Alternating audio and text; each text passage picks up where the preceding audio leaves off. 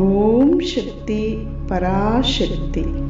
அன்பு செல்வமே, உன் மனதில் எவ்வளவு ஏக்கங்கள், பரிதவிப்புகள் அனைத்தும் நான் அறிவேன்.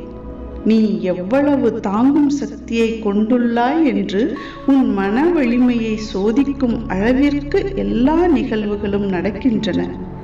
இப்படியே அனைத்தையும் ஏற்று தாங்கி சமாளித்து இன்று வலு இழந்து நிற்கிறாய். இந்த நிலையில் இருக்கும் உன்னை உன் அம்மா தனியாக எப்படி விடுவேன்? எல்லாமே விரைவில் சரியாகிவிடும் என்று கூறுகிறீர்கள். ஆனால் எந்த மாற்றமும் இல்லையே என்று கவலை கொள்கிறாய்.